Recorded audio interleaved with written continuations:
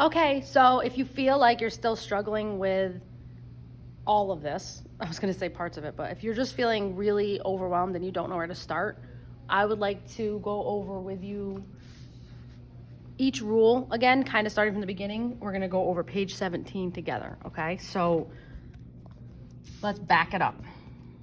I have my phone, so woo! So let's just do the best with this. I just kind of was posting things on Google Classroom and thinking about some of the kids today that are thinking to themselves, everybody else seems to get it and I don't. Please believe me, a lot of kids don't get the basic stuff. So again, please be patient. So multiplying monomials. So these are all examples of multiplication problems. See how there's no top and bottom to start? And the parentheses here mean multiplication. The ones that you saw in the original notes had dots separating them. It's still multiplication. So before you start, you want to make sure you understand what type of question you're looking at, and that's not even a thing. And what I mean by that is, identify first when you're on these pages what type of problem it is. This is telling you, so obviously it's easier. So when it comes to multiplying, you're going to add exponents and we're going to multiply coefficients, those big numbers, okay? So this is multiplication. We're going to keep the base the same, it's x, and then you have to know that there's a 1 here. So you're going to add the exponents. 1 plus 3 is 4. What do you do with these numbers? Those are the coefficients. You're going to multiply them. Negative 6 times 3 is negative 18. That's it. Okay. This number 3, we'll just go down, does not have a coefficient in the first problem. That's okay. If you need to, you can fill it in and put a 1 there.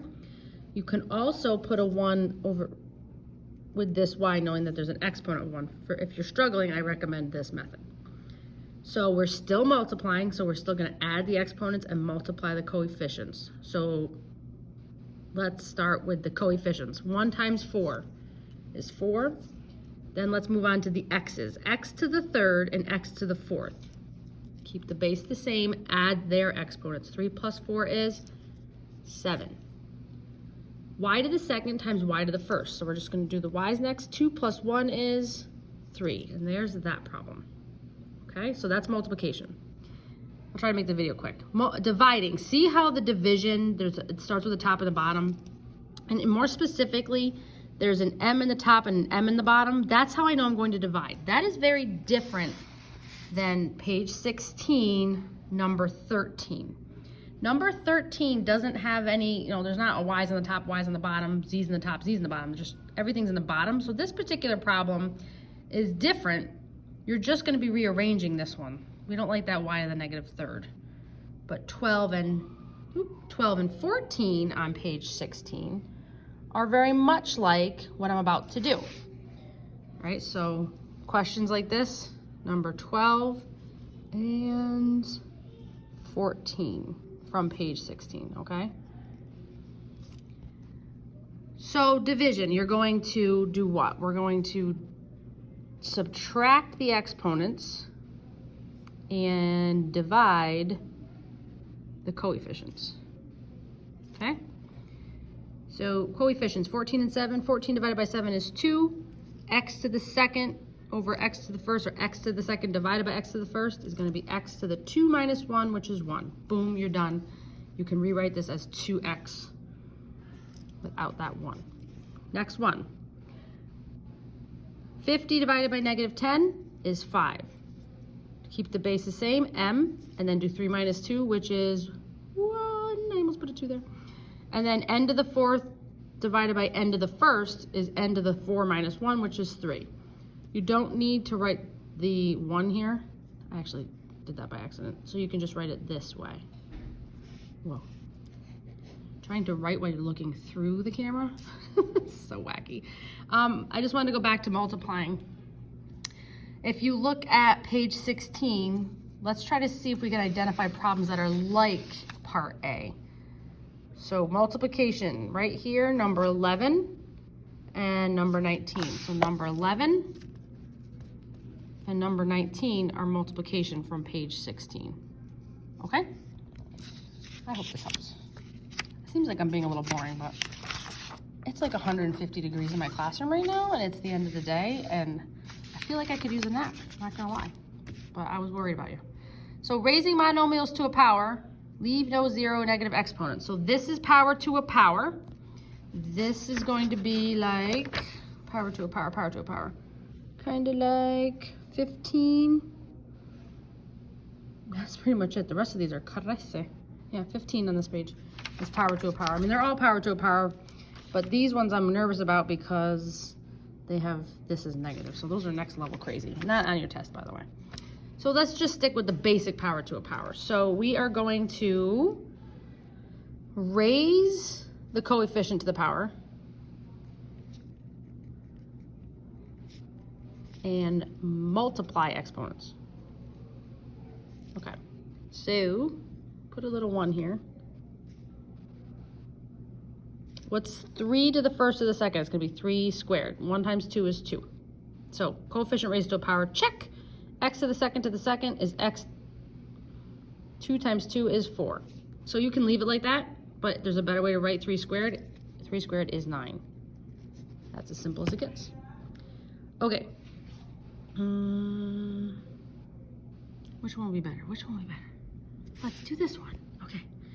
So this has 4 parts. So you're gonna raise 7, the m, the n, and the p, all to the second power. So 7 to squared is 49. M to the negative 4 to the 2, you're gonna multiply the exponents. Negative 4 times 2 is negative 8. 0 times 2 is 0. 2 times 2 is 4, okay?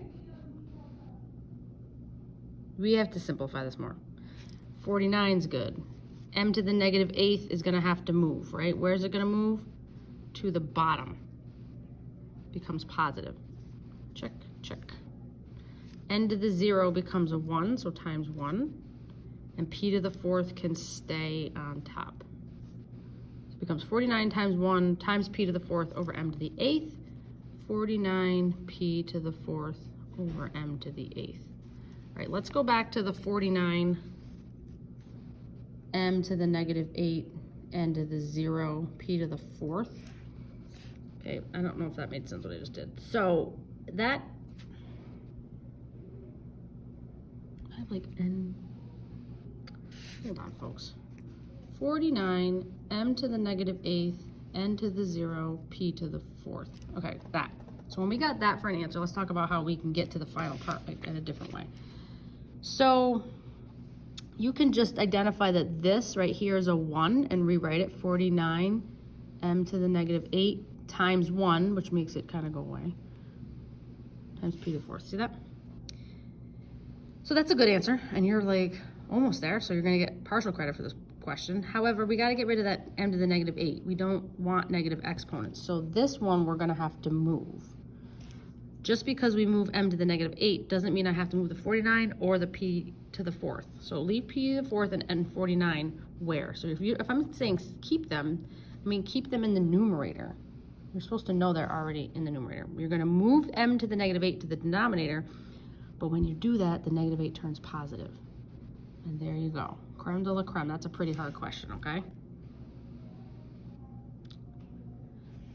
Okay, so let's do this one. We'll be done. 0 exponents. This is very much like 1 through 4. This is really 17 times m to the 0 times n to the 2nd. 17 times m to the 0. Well, m to the 0 is equal to 1 times n squared. So what's 17 times 1? 17, and then 17 times n squared is 17n squared. Yay! Okay, I'm going to stop there because I think that's a pretty long video, and I will talk to you tomorrow.